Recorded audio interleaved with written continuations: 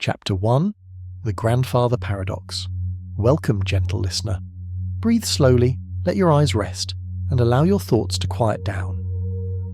Tonight, we begin with a story that travels through time, a riddle that's simple to say, yet endlessly puzzling.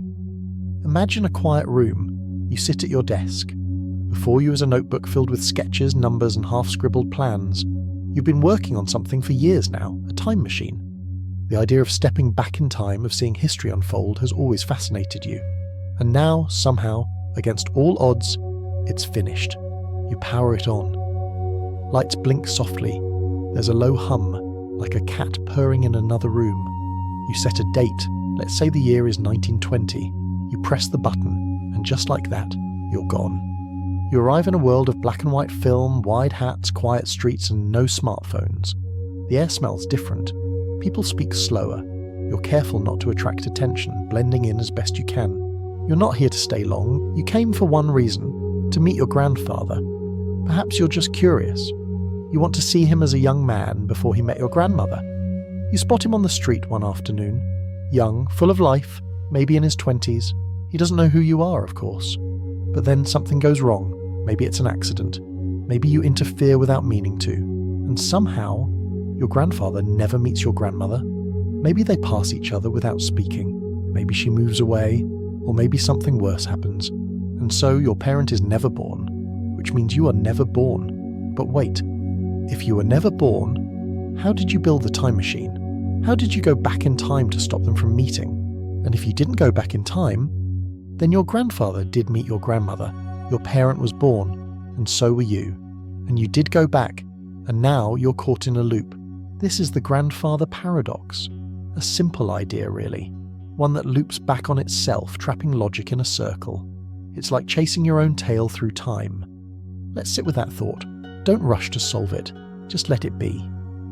Time travel is such a dreamy idea.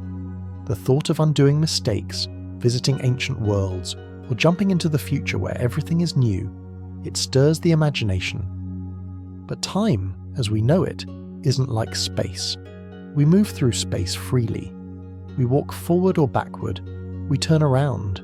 We can return to where we came from. Time, though, only seems to move in one direction, forward. Minute by minute, second by second. And unlike space, we don't know how to turn around in time. Not really. That's what makes the grandfather paradox so tricky. It asks, if you could go back in time, could you change something that stops you from ever going back at all? Would time correct itself? Would it split into another branch, like a tree with infinite paths? Or would the universe quietly fold in on itself, like a dream collapsing just before you wake? No one knows. Some scientists suggest that maybe time travel is only possible if the past can't be changed. That means no matter what you do, events will always happen the same way. You were always meant to go back, and your actions always led to the future you already know. Others imagine parallel timelines, where your changes create a whole new world. In one timeline, you exist. In another, you don't. Both go on forever, side by side, never touching. And some say time travel is just a story we like to tell, a puzzle for quiet nights. The grandfather paradox doesn't just challenge our sense of time, it stirs something deeper. It reminds us that life is fragile, that our existence depends on tiny things, a glance, a smile, a chance meeting on a quiet street long ago. It makes us wonder, how many things had to happen just right for you to be here? How many decisions, how many events, small or great, led to this moment where you're lying quietly, listening, breathing? And how strange that even now your thoughts are drifting across time, to the past, to the future, to what might have been. That too is a kind of time travel, so rest easy. Let the paradox roll gently through your mind. There are no answers you need to find, only questions that rock softly, like a cradle made of thought. You're not meant to fix the puzzle, just float with it. Imagine time like a river. Most people float along with the current, drifting steadily forward. But sometimes, in stories, a person dives beneath the surface and swims upstream. They change something. They try to stop a moment from happening, but the river keeps flowing. Maybe the river bends and branches. Maybe it loops in circles. Maybe it's deeper than we ever imagined. But it never stops. Now imagine yourself far in the future, maybe in a quiet room full of glowing lights, or standing under a moon that no one has walked on yet. You've grown older, wiser. You carry with you a long story, full of memories. You've seen joy and sorrow. You've loved, lost, tried, failed, tried again. You've wondered about the past, about choices, about what if. And even then, the grandfather paradox is still there, a soft echo in the back of your mind, asking, what would happen if you could go back? Would you speak to someone who's gone? Would you say something you didn't say? Would you watch a moment play out again just to see it more clearly? Would you change it? Or would you let it be? That is the heart of the paradox, that longing, that curiosity, that whisper of regret or hope. And in a way, that's what makes us human. So now close your eyes if you haven't already. Breathe slowly. Let the story of the grandfather paradox float quietly behind you, like a cloud moving across the night sky. Chapter 2. The Barber Paradox. Picture a small, quiet village. Its streets are narrow and made of stone. The buildings lean slightly with age. Morning mist rises slowly, and everything feels still, like the world is holding its breath. In this village, there lives a barber. The barber has one job and one rule. He shaves all the men in the village who do not shave themselves. He does not shave anyone who shaves himself. It sounds simple, doesn't it? But one day someone asks a question. Who shaves the barber? At first it seems like a clever riddle, but the more you think about it, the stranger it gets. If the barber shaves himself, then he must not shave himself, because he only shaves men who do not shave themselves. But if he doesn't shave himself, then he must shave himself, because he shaves all the men who don't shave themselves. So he shaves himself if and only if he does not shave himself, and that's impossible. It's a trap, a loop, a contradiction wrapped in a simple sentence. This is the barber paradox, a logical puzzle made famous by the mathematician and philosopher Bertrand Russell. He used it not just as a curiosity, but to show that even in pure logic, where everything should be precise, strange contradictions can appear. Let's look more closely. The problem lies in the definition. The rule is supposed to cover everyone in the village, including the barber. But by trying to make one rule for all, we create a contradiction. There is no possible answer. The question breaks the very system it comes from. Some people might ask, why not just say the barber is a woman? Or maybe the barber doesn't live in the village. These are clever ways to dodge the paradox, and in real life, they work just fine. But in logic, we have to take the puzzle as it's given. We imagine the barber is part of the village and is subject to the rule, and then, no matter what we try, the contradiction remains. This teaches us something important. Sometimes problems can't be solved just by thinking harder. Sometimes the problem isn't with the answer, it's with the question itself. The barber paradox is like a mirror looking into another mirror, an endless reflection that folds in on itself. It doesn't lead anywhere, it just spins in place. Now, close your eyes for a moment and imagine that village again. You walk down the quiet road, past wooden doors and shuttered windows. You see a small shop with a red and white pole turning slowly in the breeze. The barber's inside, sweeping the floor. He doesn't look puzzled, he's just going about his day. To him there is no paradox, just faces, razors and lathered cream. He knows who comes in and who stays away. He follows the rule, and no one seems to mind. And yet, the question lingers. In this way, the paradox becomes more than just a trick of words. It becomes a reminder of the limits of logic. Even when we try to make perfect systems, there may be questions that those systems can't handle. This is true in math, in philosophy, and in life. Sometimes things don't fit neatly. Sometimes rules create problems instead of solving them. And sometimes the most interesting thoughts come from the places where our thinking breaks down. So we let the paradox sit quietly, not to be solved, but to be noticed. Like a stone in the middle of a calm stream. The water flows around it. The world goes on. But the stone stays, unmoving, reminding us that not everything needs an answer. Chapter 3. The Ship of Theseus.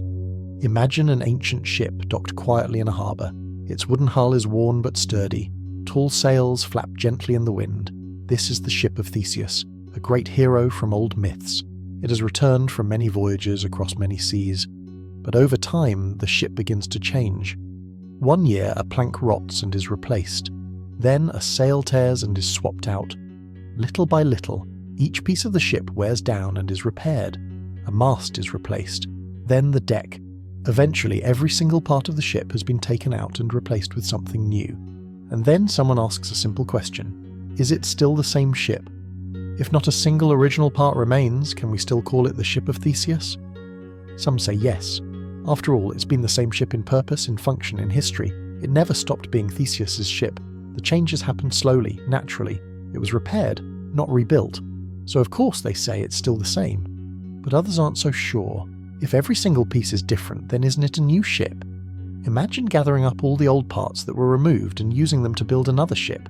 That ship would be made of all the original materials. Wouldn't that be the true ship of Theseus? Now there are two ships, both claiming to be the original. This is the ship of Theseus paradox. It asks us to think deeply about identity. What makes something what it is? Is it the parts, the history, the function, the name? Let's bring it closer to home. Think about yourself. Every few years, most of the cells in your body are replaced. Your bones, skin, and even the cells in your brain are not the same as they were years ago, and yet you still feel like you. Why? Is it your memories, your story, or something else entirely? The paradox also applies to objects we love. A childhood toy that's been repaired many times. An old family home that's been remodeled again and again. When do they stop being the thing we remember? Or do they never stop? The ship of Theseus doesn't give us an answer, but it gently pushes us to ask what identity really means. Maybe identity isn't one thing. Maybe it's a combination of memory, function, and continuity. Maybe what matters is not what the object is, but what it means to us. Now imagine walking along the edge of a dock. You look out over the sea. There's a ship moving slowly away from shore. The wind pushes its sails, and it leans gently as it glides forward. Every part of that ship has been replaced over time, and yet it sails as it always did. You wave goodbye. In your mind, it is still the ship of Theseus. It has carried stories, not just parts. So perhaps identity is not just a matter of what something is made of. Perhaps it's the journey, the purpose, and the memory that make something what it is. We change too. Every day you wake up slightly different than the day before. You forget something old. You learn something new, but you're still you, even if every part has been repaired or replaced. And maybe, like the ship, that's something beautiful. Chapter 4, The Liar Paradox. And now let your mind slow down again, get comfortable, take a breath, and listen to a single, curious sentence. This sentence is false. At first it seems simple, harmless even, just a few words, but as soon as you try to understand it, something strange happens. If the sentence is true, then what it says must be the case, so the sentence must be false. But if the sentence is false, then what it says isn't true. But what it says is that it's false, so it must be true. And round we go. It's like stepping onto a staircase that leads back to the same step. You go up, then down, and end up where you started. No matter how carefully you try to work through it, the sentence resists being labelled. This sentence is false. This is known as the liar paradox, a statement that contradicts itself simply by trying to describe itself. It's not a mistake. It's not confusing because of grammar. It's confusing because it turns back on itself like a snake eating its own tail. And once you see it, you can't unsee it. For thousands of years, people have puzzled over this. It shows up in ancient philosophy, modern logic, computer science, and even everyday conversations. Because the moment we try to build systems of truth and reason, we run into sentences like this, sentences that break the rules just by existing. Let's think about it another way. Imagine a sign hanging on a door that says, "Ignore this sign." If you follow its instructions, you ignore it. But by ignoring it, you're doing what it says, so you're paying attention to it. If you don't ignore it, you're not following its instructions. Or imagine someone saying, "I am lying." If they're lying, then what they're saying is true, which means they're not lying, which means they are lying. The liar paradox is simple but unsettling. It doesn't try to trick you. It doesn't require deep knowledge, just the ability to understand what's being said. And once you do, you feel it. The quiet tension, the twisting of logic. Why does this matter? Because the paradox shows us that even our most basic tools, words, truth, meaning, can loop back and create confusion. If we want to build systems of thought that work cleanly, We need to be careful. We need to make space for the things that don't fit. In mathematics and logic, these paradoxes can lead to deep consequences.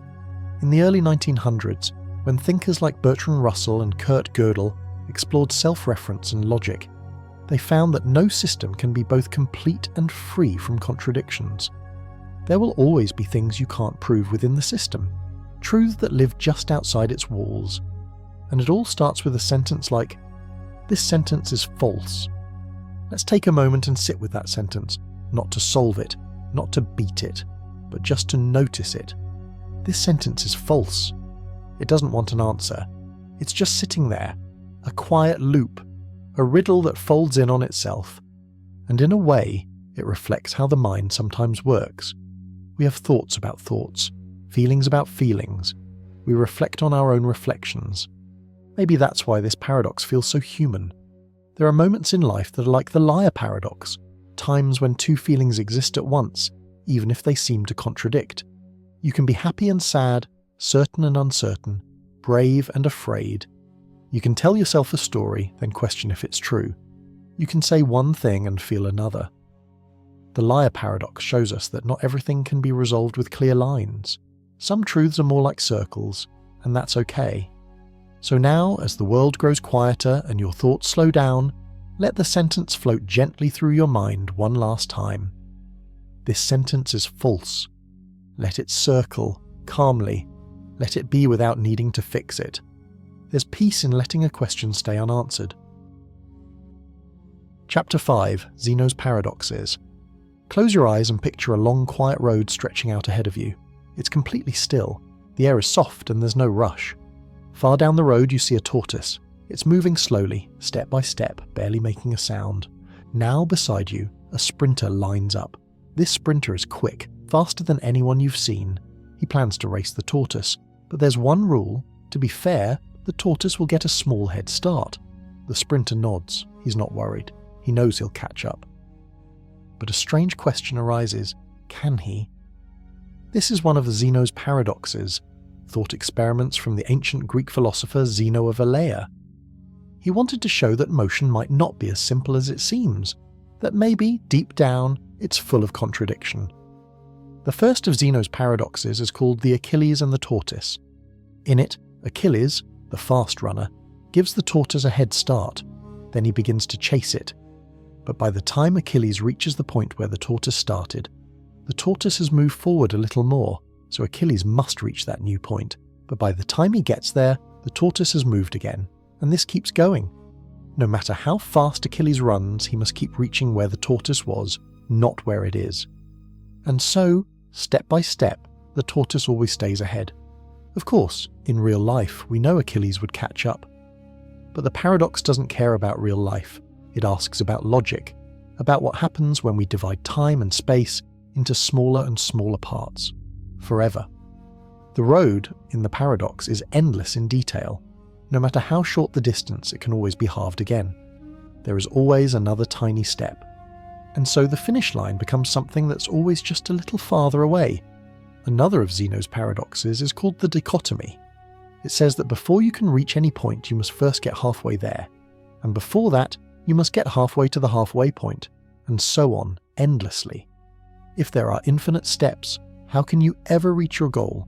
How can motion happen at all? Again, in daily life, we walk from place to place. We throw a ball and it lands.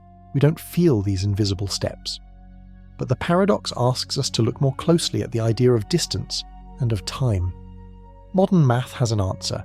It says that even though there are infinite steps, they can add up to a finite total. That idea of infinite division adding up to a whole is now part of calculus. And yet, the paradox still leaves an echo. Because motion feels smooth, it feels like a flow, not a series of tiny jumps. But if the world is built from pieces, moments, steps, atoms, then maybe everything is motionless in its own slice of time. Maybe what we think of as movement is just the way we stitch those moments together. Or maybe not. Maybe time is continuous, like a river not broken into drops. Zeno's paradoxes don't try to stop you from walking. They don't say that motion is an illusion in the practical sense. What they do is ask you to think, to feel the strangeness hidden inside the ordinary, to ask, What does it mean to go from here to there? And what happens in between? Think again of the tortoise. It's still moving slowly down the road. Achilles too is running behind, and yet somehow the race never quite ends in Zeno's world. It keeps unfolding step after step forever. These paradoxes show us that infinity is not just a big number. It's a strange idea, one that changes how we see time, space, and change. Sometimes our minds are not built to fully understand what infinity means. We live in a world of limits, but paradoxes, like Zeno's, stretch those limits. They ask us to imagine a world we can't quite reach. And even though we know Achilles will pass the tortoise, part of us still wonders, what if the world is made of endless steps? What if motion at its core is just an illusion that makes life seem smooth? Maybe we're all just moving forward in tiny steps, unaware of the infinite spaces between. Chapter 6, The Omnipotence Paradox. Now, imagine you're lying beneath a vast sky. It stretches endlessly, dark and filled with stars. Everything feels quiet and wide. You begin to wonder about the nature of power, absolute power. And then a question drifts into your mind. Can an all-powerful being create a rock so heavy that even they cannot lift it? It sounds like a riddle, but it's much more than that. This is the omnipotence paradox, a question that has puzzled thinkers, theologians, and philosophers for centuries. If the being can create such a rock, then there's something it cannot do, it cannot lift it. So it's not all-powerful. But if the being cannot create the rock, then again there's something it cannot do, so it's not all-powerful. Either way, there's a limit. This paradox isn't meant to insult belief or challenge faith. It's a thought experiment, a gentle but deep question about the limits of language, logic, and what it really means to be all-powerful. Let's look at it slowly. What do we mean when we say all-powerful? Do we mean the ability to do anything at all, even things that are logically impossible? Like making a square circle, or a rock that's both heavy and not heavy at the same time? Or do we mean the ability to do all things that can logically be done? Many philosophers argue that true omnipotence doesn't include the ability to do what's logically meaningless. Just as a married bachelor isn't real, not because it's too hard to imagine, but because it's a contradiction in terms. If that's the case, then asking an all-powerful being to create a rock it cannot lift is like asking for a triangle with 5 sides. It's not a real task. It's a confusion disguised as a question. In that sense, the paradox teaches us not just about power, but about language itself. Sometimes we can build sentences that sound like they mean something, but when we look closer, they collapse. The sentence is grammatically correct, but the meaning doesn't hold together. This paradox also shows up in different forms. People ask, can an all-powerful being make rules it cannot break? Can it create another being more powerful than itself? Can it destroy itself? Each version pushes at the boundaries of power, identity, and possibility. And yet, behind the puzzle, there's something peaceful. Because at its heart, the paradox invites humility. It reminds us that not every question has a clean answer, and not every riddle can be untied. Even the idea of power has limits, not because power itself is weak, but because our tools for describing it can only go so far. Now imagine a mountain under the stars. Its shape is ancient. It doesn't move. You wonder, could something create a mountain so heavy that it becomes impossible to move? And maybe the answer doesn't matter, because the mountain stands, silent and sure, and above it the stars still shine. Paradoxes like this don't demand answers. They invite reflection. They help us slow down and feel the edges of what we can know. They whisper that some mysteries aren't there to be solved, but to be respected. So we let the question sit. Can an all-powerful being create a rock it cannot lift? Maybe, maybe not. Or maybe it's not the kind of question that power can answer, and that's okay. Chapter 7, The Lottery Paradox. Imagine for a moment that you're holding a lottery ticket. It's late evening, the room is quiet. Maybe you're sitting by a window listening to the wind drift past. In your hand is that one simple piece of paper, just a few numbers printed on it. One chance out of 1,000,000. Now think about what that really means. The odds are so small it feels almost certain you won't win. You believe quite reasonably that your ticket will lose. In fact, if you picked up any other ticket, ticket number 245, ticket number 906, ticket number 15, You'd believe the same about those two. Every single one is almost guaranteed to lose. So here's where the paradox begins. If it's reasonable to believe that ticket number 1 will lose, and that ticket number 2 will lose, and number 3, and so on, all the way up to ticket number 1 million, then it seems reasonable to believe that none of the tickets will win. But that can't be true. One of them must win. That's how the lottery works. Only one winning number, but there is always a winner. So now we're left with a problem. We're holding a group of individual beliefs that seem rational on their own, but together they lead us to a clearly false conclusion. You might believe that each ticket is a loser, and yet you know with certainty that one of them is a winner. This is known as the lottery paradox. To understand this paradox more deeply, let's reframe it. You're not just thinking about one lottery ticket, you're considering thousands, maybe millions, and for each one you think, it's extremely unlikely that this ticket will win. That thought feels completely reasonable, statistically sound. After all, 1 in a million is a vanishingly small chance. That kind of belief is based on probability, and it's how we make choices every day.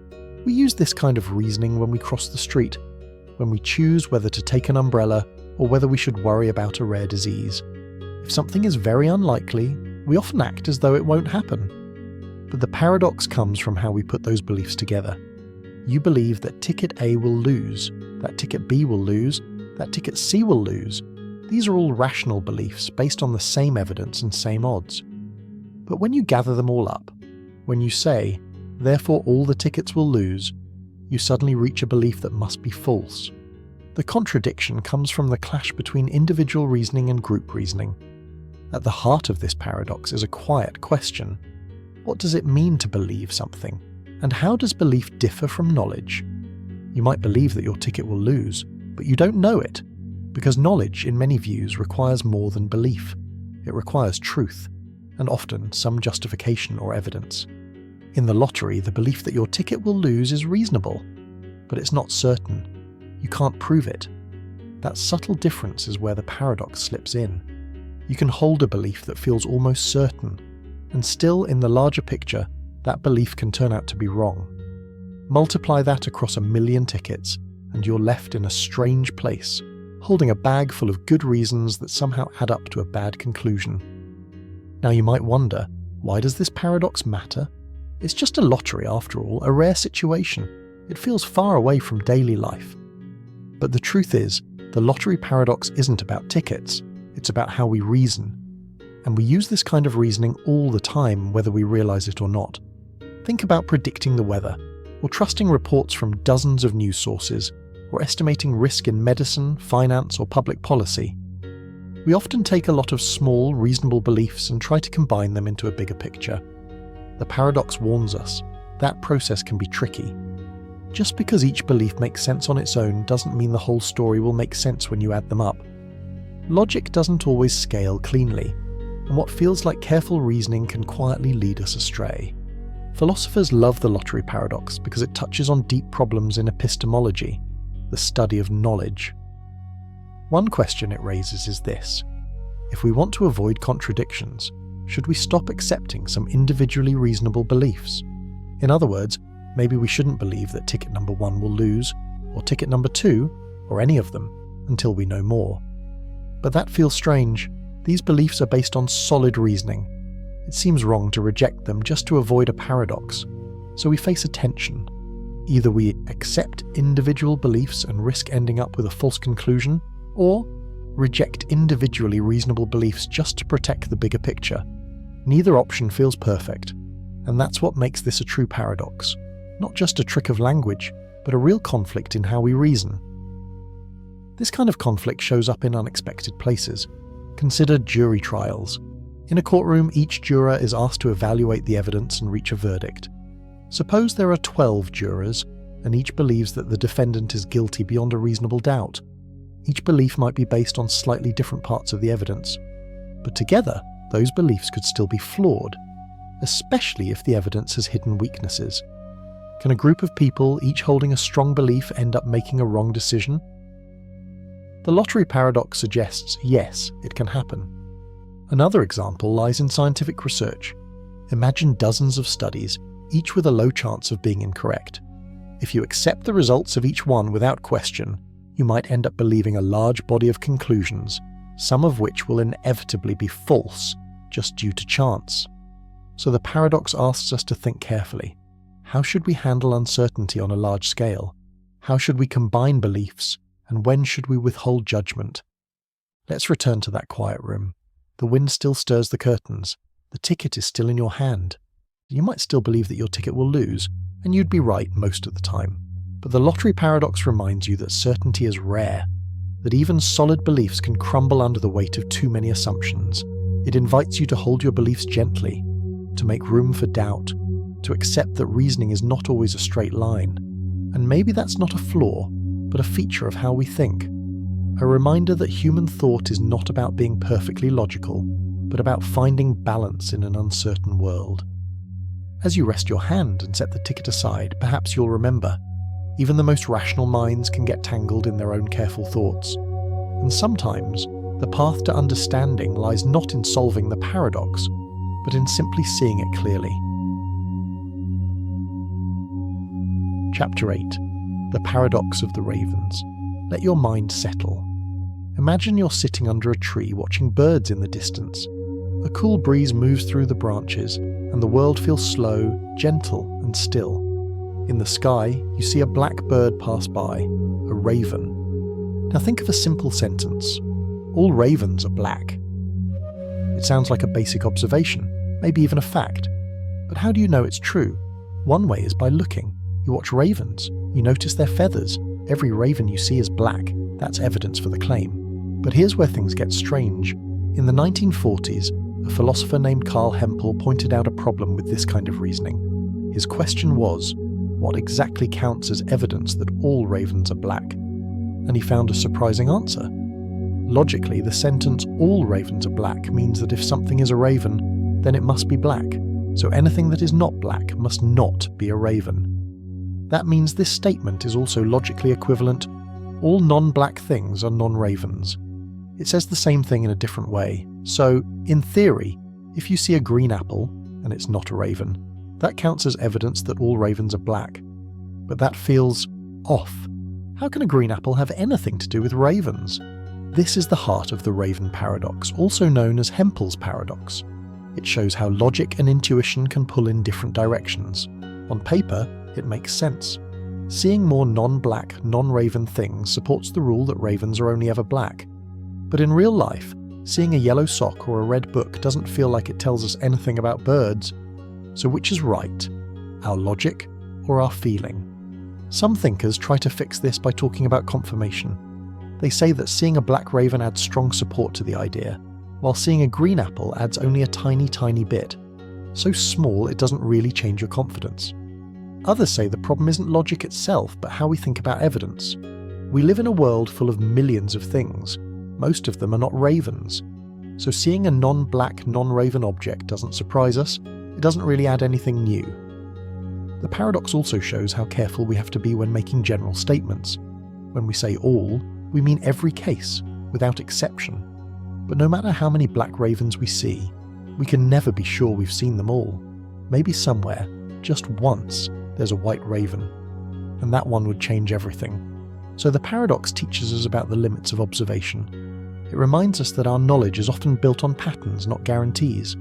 We look for consistency, we make careful guesses, but we always live with a little uncertainty, and sometimes even the things we don't see matter. Now imagine a quiet field again. A raven lands on a fence post. Its feathers shine dark in the sun. You look, you notice, you add it to your quiet understanding of the world. Then, off in the distance, a yellow umbrella lies in the grass. You glance at it, and for a moment you remember the paradox. And maybe, just maybe, that umbrella too says something about ravens. Or maybe it just reminds you how curious the world can be. Chapter 9. The Soroit's Paradox. Picture a single grain of sand resting in the palm of your hand. Small, simple, light as air. Now imagine adding one more grain beside it, just 2 grains of sand. Still, you wouldn't call it a heap. So you add another, and another.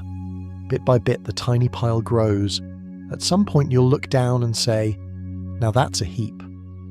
But when exactly did it happen? This is the quiet puzzle at the center of the Saurit's paradox, also known as the paradox of the heap. The name comes from the Greek word sauros, meaning heap or pile. It begins with a simple idea. A single grain of sand does not make a heap, and if one grain doesn't make a heap, then adding just one more won't suddenly change that. But if you keep adding one grain at a time, you eventually end up with something you do call a heap. So where's the line? When does not a heap become a heap? It seems like such a small thing, but this paradox touches something deep, something about how we use words, draw boundaries, and understand change. The same kind of problem shows up in other places too. Imagine a man with a full head of hair. He plucks out a single strand. He still has hair. One more. Still the same. But if he keeps going, strand by strand, there will come a moment when we say, now he is bald. When exactly? No one can say for sure. Or think of age. When does a child become an adult? There's no sudden switch. One day you're 16, then 17, then 18. The body changes slowly. The mind, even more slowly. But we create categories, labels, legal cutoffs, because we have to. The Saurit's paradox shows us that many of our ideas are fuzzy, not because they're wrong, but because the world is gradual. It changes slowly, and we try to fit that smooth change into sharp words. Sometimes people try to solve the paradox by using fuzzy logic, a kind of thinking that allows for degrees of truth. In fuzzy logic, something can be sort of a heap, or mostly bald, or almost tall. It's not yes or no, it's more like somewhat. This makes sense, but it also means giving up on the idea of clear lines. It means accepting that many of our categories don't come from nature, they come from us. They're tools we use to talk about things, not hard rules. There's also a lesson here about how we make decisions. In life, things change little by little. Habits form slowly. Relationships shift, not all at once, but through tiny acts of kindness or silence. Just like sand building into a heap, or hair falling strand by strand, change is made of small steps, and often we don't notice until we look back. So what does the Saurit's paradox really ask? It asks how much is enough. When do small things become big things? When do differences start to matter? It asks us to look closely at our own thinking, and to be gentle with how we draw lines in a world full of soft edges. So now imagine again the growing pile of sand. You don't need to name the moment it became a heap. Just watch it rise, grain by grain, soft and steady. Sometimes, the beauty is not in the answer, but in the slow unfolding of change. Chapter 10. The Bootstrap Paradox. Close your eyes for a moment and picture a quiet, dusty library. The kind with high ceilings, soft light, and endless shelves of old books. You walk between the rows, fingertips brushing over ancient spines. When you find something curious, a book with no title, you open it. Inside, it's filled with knowledge, words, ideas, perhaps even inventions. It's incredible, but there's no author listed. Now imagine that this book changes your life. You take it with you, study it. Maybe you even become a famous scientist or artist, using what you've learned to make something new. Then, years later, you build a time machine. You decide to go back in time and you bring the book with you. Once you arrive in the past, you leave the book behind in that same old library, tucked neatly on a shelf. And so, many years later, your younger self finds it again, just like you did. Now ask yourself, where did the book come from? This is the heart of the Bootstrap Paradox, one of the strangest time travel puzzles of all. It asks, what happens when something, an object, a piece of information, even a person, exists in a loop with no clear beginning? You didn't write the book, you just passed it along, but no one else wrote it either. It was never created, it just always existed. This seems impossible. In our world, everything has a cause, a source, an origin. But in a Bootstrap Paradox, cause and effect circle back on each other. The future creates the past, and the past creates the future. There's no true starting point. It's like pulling yourself up by your own bootstraps, an old phrase that means trying to lift yourself into the air using just your own hands. A logical impossibility. And yet, here it is, a book with no author, caught in time's strange loop. This paradox appears often in science fiction. A musician receives a melody from their older self. They grow up, perform it, and eventually pass it back to their younger self. No one ever wrote it, it just loops. Or imagine a famous inventor who's inspired by notes they find in a journal, only to later write those same notes and send them back in time. So who was the real creator? This paradox challenges the way we think about time. We usually imagine it as a line, cause on the left, effect on the right. But in a bootstrap loop, the line becomes a circle. Each event depends on the one before and after it. Some physicists wonder, could this actually happen? In certain theories of time travel, like those involving closed time-like curves, it's possible for information to loop back on itself, so long as the loop is stable and doesn't break the laws of physics. But even then, it feels off, because it removes something we usually depend on: explanation. We like to know why things happen, where they come from, what caused them. But the bootstrap paradox gives us an effect without a cause. It gives us a gift, a book, a melody, an idea, but no giver. And in doing so, it makes time feel slippery, mysterious, not a river, but a spiral. Now imagine yourself again in that quiet library. You walk past the shelves, back to the spot where the book once was. Maybe it's still there, maybe not. But the question lingers: did it ever really belong to anyone, or has it always just existed? The bootstrap paradox doesn't have an answer, but it leaves you with a feeling, a strange, soft awe, that in a universe as vast as this one, perhaps not everything needs a beginning. Chapter 11, The Preface Paradox. Imagine you're an author. You've spent years researching and writing a thick, carefully constructed non-fiction book. Maybe it's about history or science, or the nature of the universe. You've double-checked your sources, cross-referenced facts, revised and polished every chapter. You believe what you've written is true. Every chapter reflects your best understanding of the world. But in the preface, you include an honest note to your readers. Despite my efforts, I may have made some errors in this book. I hope they are few and minor. This sentence is so common that most of us skim right past it. It sounds humble, thoughtful, even responsible. But here's the problem, the paradox hidden in plain sight. You believe every claim you made in the book is true. That's why you wrote it. Yet in the preface, you admit that some of it is probably false. So which is it? Do you believe everything you wrote? Or do you believe that at least one part is wrong? This is the preface paradox. The preface paradox creates a tension between two entirely reasonable positions. You believe each claim in your book is true. You wouldn't have written it otherwise. You believe that chapter 1 is correct, that the quote on page 36 is accurate, that your argument in chapter 12 holds up. Every sentence, every fact, you stand behind them. You believe that statistically at least one part of the book is probably wrong, because you're human. Even great scholars make mistakes. Typos sneak in, misquotes happen, studies get revised. So it's reasonable, even responsible, to believe that some error has crept into your work. But here's the paradox. If you believe each individual statement in your book is true, how can you also believe that at least one of them is false? It's a quiet contradiction, and yet most of us live with this kind of thinking every day. This paradox speaks to something deeply human, the gap between confidence and certainty. Let's imagine you're reading your book aloud, page by page. With each sentence you think, yes, that's right. I remember writing that. I double-checked it. But as you finish the book, a soft thought lingers. Still? I'm probably wrong somewhere. And that makes sense. After all, you've read dozens or hundreds of books by other people, and no matter how careful they were, you've always found a few mistakes, small errors, footnotes that didn't quite match the data, typos, maybe even a misinterpretation of a source. So now, looking at your own book, you realise, if I can find errors in other carefully written books, why wouldn't someone find errors in mine? You're not being irrational, you're being honest. But that honesty leads to a contradiction. You're saying, I believe A, I believe B, I believe C, but I also believe that A, B or C must include a mistake. The preface paradox doesn't just belong to authors, it's everywhere. Imagine a doctor reviewing patient notes before making a diagnosis. She checks each symptom, compares test results, and recalls years of training. With each step, she believes she's made the right call. But before speaking to the patient, she pauses and thinks, I might be wrong, there could be something I missed.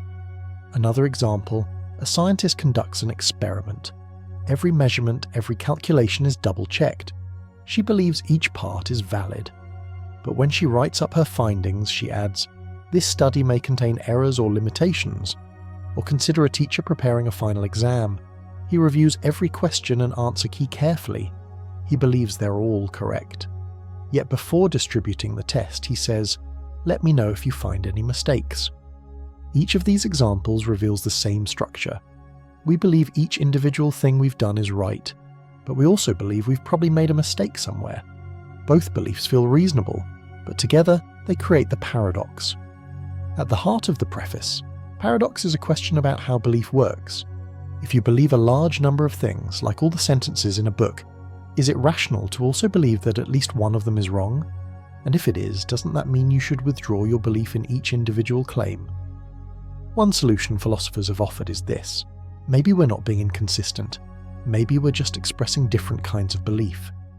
When you say, "I believe each chapter is correct," you're expressing local confidence in specific individual claims. When you say, "I may have made a mistake somewhere," you're expressing global doubt, a broader understanding that perfection is unlikely. But can those two forms of belief live together peacefully? Some argue that they can. Others say the tension is real and forces us to reconsider what it means to believe something at all. Let's bring in a little probability to see how this paradox behaves under a statistical lens. Suppose your book contains 1,000 individual factual claims. You're confident in each one. Based on your past experience, you estimate that any single claim has a 99.9% chance of being correct. That sounds great, very accurate. But what are the odds that all 1,000 claims are correct? Statistically, the chance of every single one being true is 0.999 to the power of 1,000, which is about 36.8%. That means there's over a 60% chance that at least one of your statements is wrong, even if each one is individually very reliable. So even if you're extremely careful, the sheer number of claims increases the likelihood that some small error has slipped in. This helps explain why the author includes that humble note in the preface. It's not modesty, it's math. In a way, the preface paradox isn't just a puzzle about logic. It's a window into humility. It reminds us that being sure doesn't mean being certain, that good thinking includes space for doubt. That belief doesn't have to mean absolute conviction. When we acknowledge the possibility of error, we aren't being weak, we're being wise. And maybe that's what the paradox is really trying to tell us, that it's possible to believe something strongly and still recognize our limits, that we can be confident but not rigid, that admitting we might be wrong doesn't weaken our beliefs, it makes them stronger because it opens them to correction, refinement, and truth. As the author closes their preface, they turn the final page of their manuscript and press their palm against the cover. A quiet breath, a small smile. I've done my best, they think. I believe this book is true. And at the same time, I'm human. I've probably made mistakes. That tension, that gentle contradiction, doesn't stop the book from being valuable. It gives it depth. It gives it honesty. And maybe it gives the reader something more precious than certainty. A glimpse into the beautiful complexity of belief itself.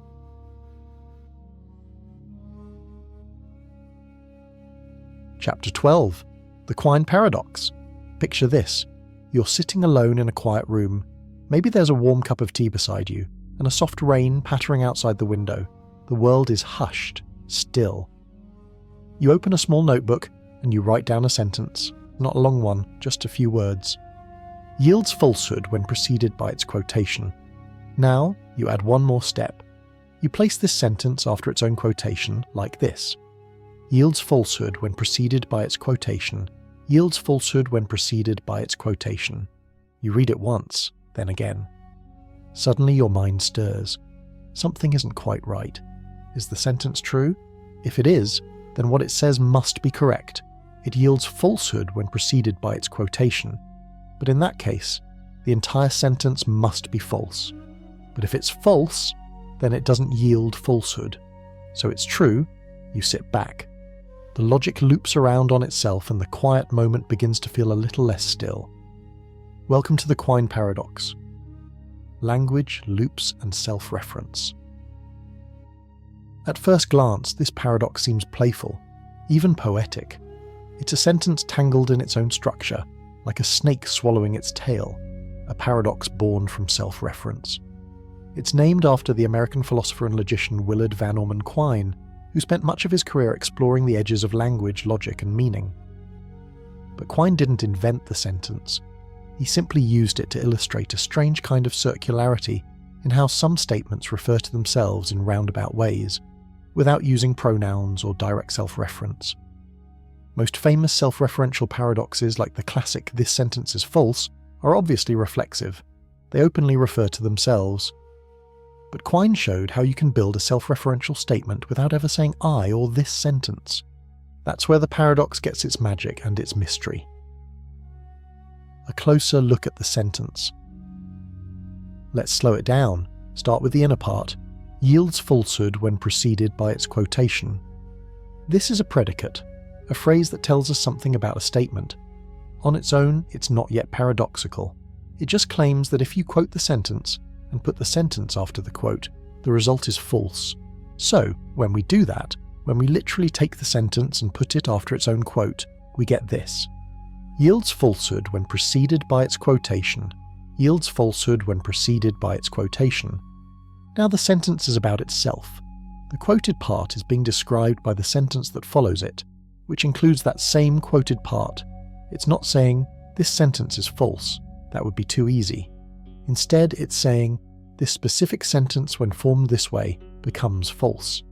And since it's doing exactly that, it has become the very construction it describes. We must now ask, is it telling the truth? If it is telling the truth, then it yields falsehood, but then it would be false.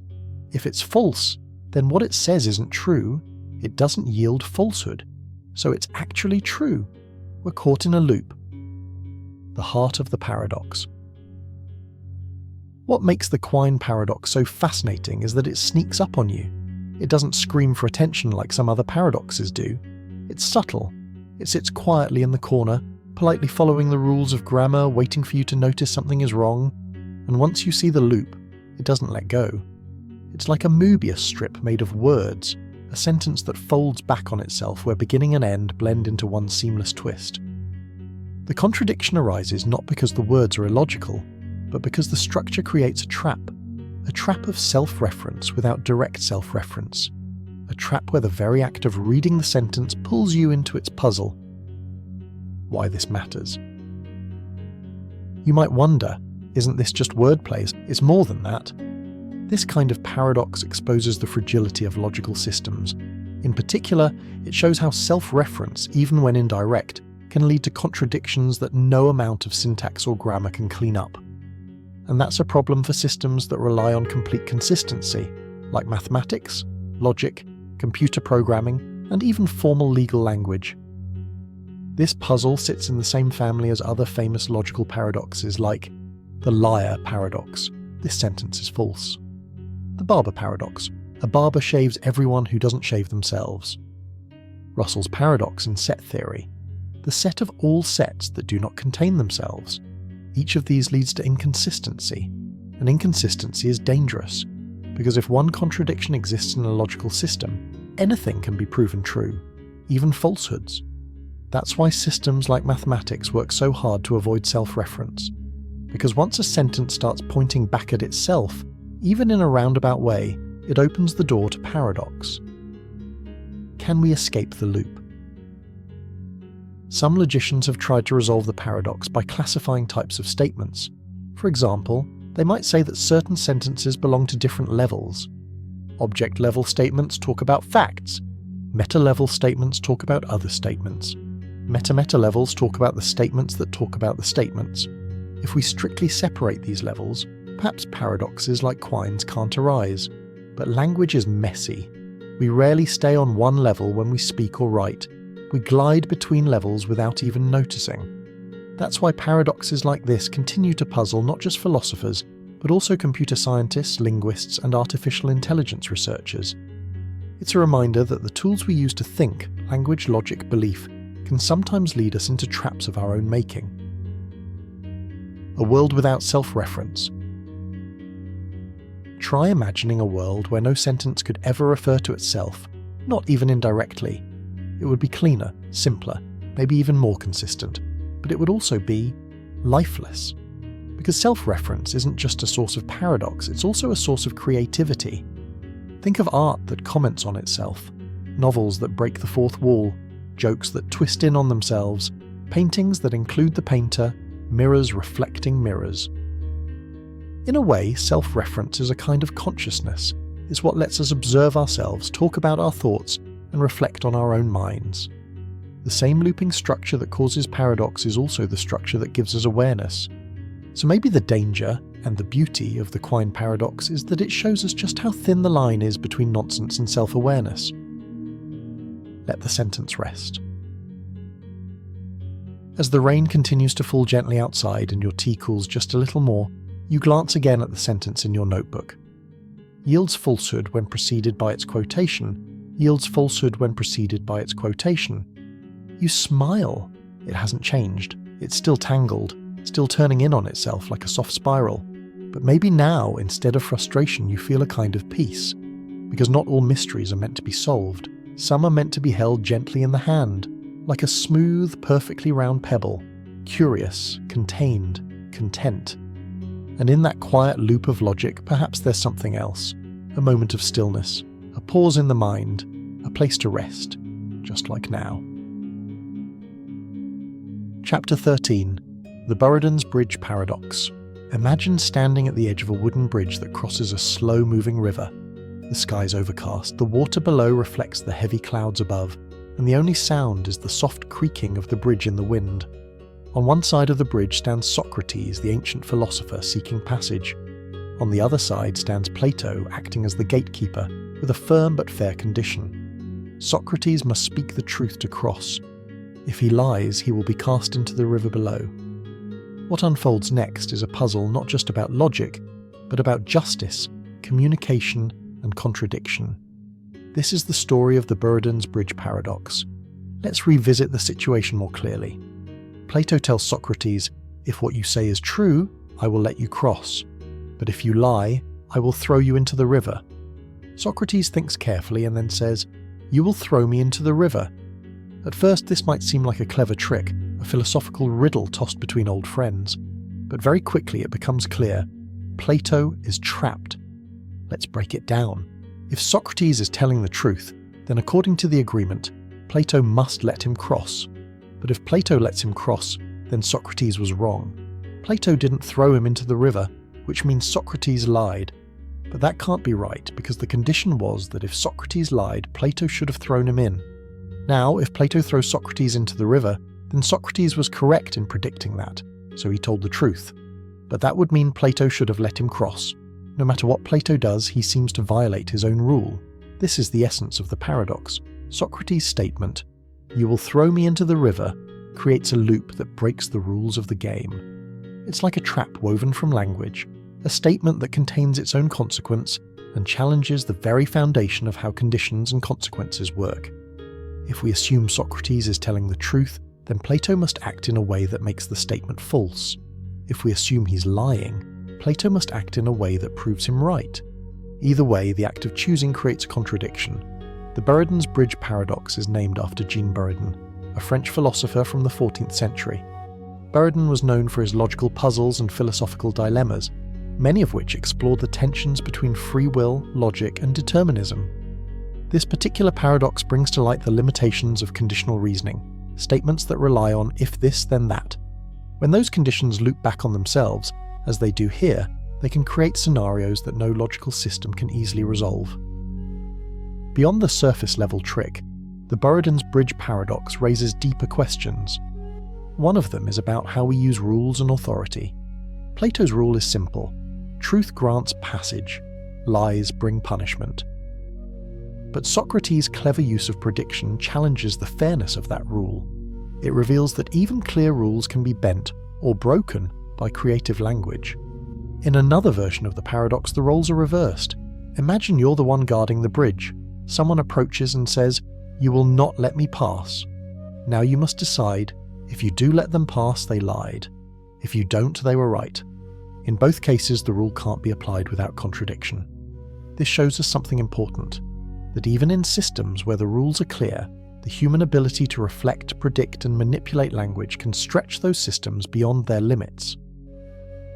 The Burridon's Bridge paradox isn't just a historical curiosity, it has echoes in modern logic, ethics, and even artificial intelligence.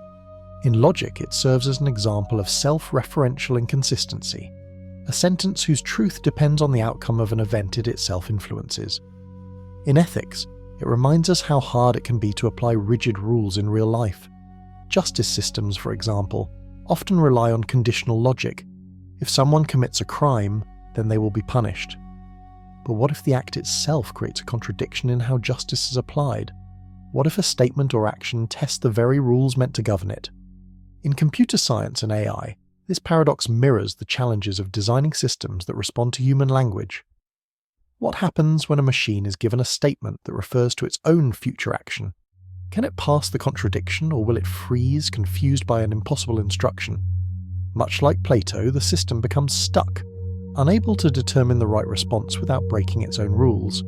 Ultimately, the Burridon's Bridge paradox is more than just a clever puzzle, it's a mirror. It reflects how easily rules can become tangled, how language can fold back on itself, and how human minds seek clarity in a world that resists clean answers. You might never find yourself standing on a bridge with a philosopher challenging your authority, but you will encounter situations, small ones, daily ones, where what someone says depends on what you do, and what you do depends on what they say. In relationships, negotiations, even quiet conversations, we often dance around such loops. Who apologizes first? Who tells the truth? Who makes the first move? These are our modern bridges, and we're all both Plato and Socrates, trying to speak honestly, follow the rules, and still find a way across. So the next time you feel caught in a loop of decision and reaction, remember the creaking wooden bridge, the calm philosopher, and the gatekeeper frozen by logic. Let it remind you that not all puzzles have answers, but all puzzles have something to teach. Chapter 14. The Unexpected Hanging Paradox. Imagine a judge speaking to a prisoner in a quiet courtroom. The room is still, the air heavy. The judge says, "You will be hanged at noon on one weekday next week, but the day of the hanging will be a surprise. You won't know which day it is until the morning of the hanging." The prisoner is frightened, but also curious, and he begins to think. He tells himself, "It can't be Friday. If I'm still alive by Thursday night, I'll know the hanging is Friday. But that would mean it's not a surprise, so it can't be Friday." So he rules out Friday. Then he thinks, if Friday's impossible, then Thursday must be the latest possible day. But if I'm still alive by Wednesday night, I'll know the hanging has to be Thursday. That wouldn't be a surprise either. So he rules out Thursday, then Wednesday, then Tuesday, then Monday. Eventually he concludes the hanging can't happen at all, because no matter what day he considers, he finds a reason why it can't be a surprise.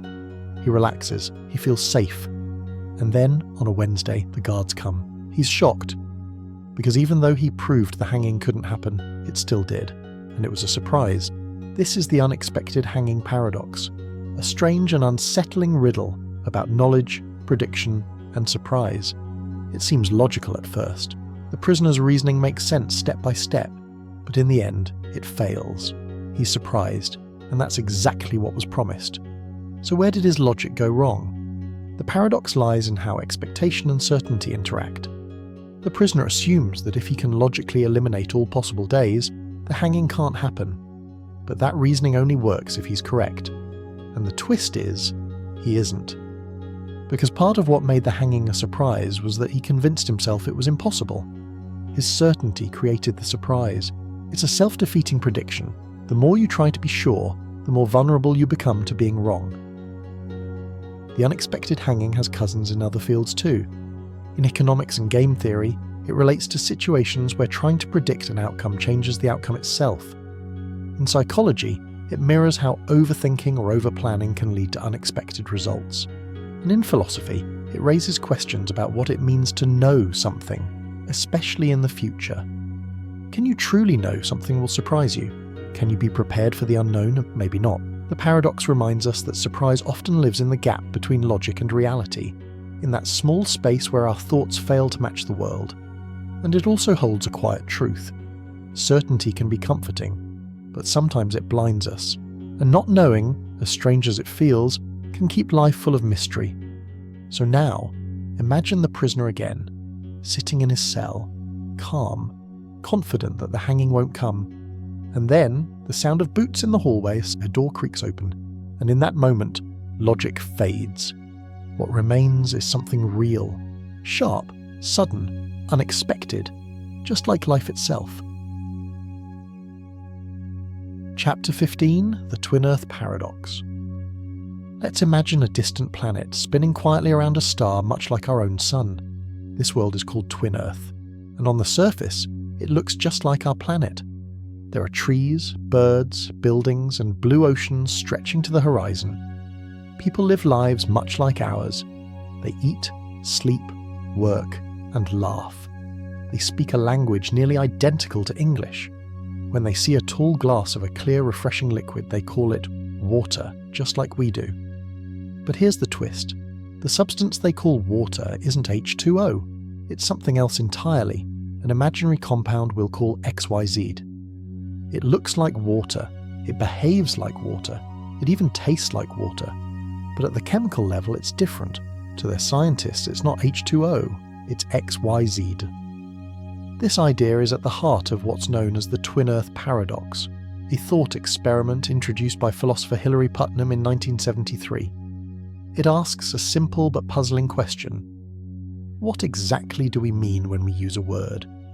When you say the word water, are you talking about its look and feel, or are you talking about its underlying structure, even if you don't know it? To explore this more deeply, let's take a step back in time, to Earth in the year 1750. Back then, people didn't know that water was made of hydrogen and oxygen. They knew it as the liquid that rained from the sky and filled rivers. It quenched thirst. It boiled into steam. That's all they knew. Now picture a person on Twin Earth in 1750. They also see rain falling, rivers flowing, and glasses filling. They call this clear liquid water too, but it's not H2O, it's XYZ. Here's where the paradox unfolds. Both people use the same word. Both people mean the same thing in terms of how they act and think. Yet they are talking about two different substances. So, are they really saying the same thing? Hilary Putnam argued that they are not. Even if everything in the speaker's mind is the same, the word water refers to different things because the world around them is different.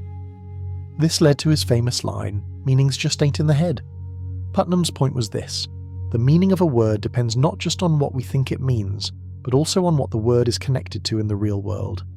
If you live on Earth, when you say water, you mean H2O, even if you don't know that. On Twin Earth, when someone says water, they mean XYZ. This idea changed the way philosophers think about language. Before this, many believed that meaning came mostly from inside the mind. Words meant what we believed they meant. But this thought experiment showed that the outside world plays a big role too. So what does this mean for us? Well, it shows how tricky language really is. Think about all the words we use every day, words like tree, gold, pain, or love. These words might seem simple, but each one hides layers of meaning. Let's take gold as another example. On Earth, it's a soft yellow metal with atomic number 79.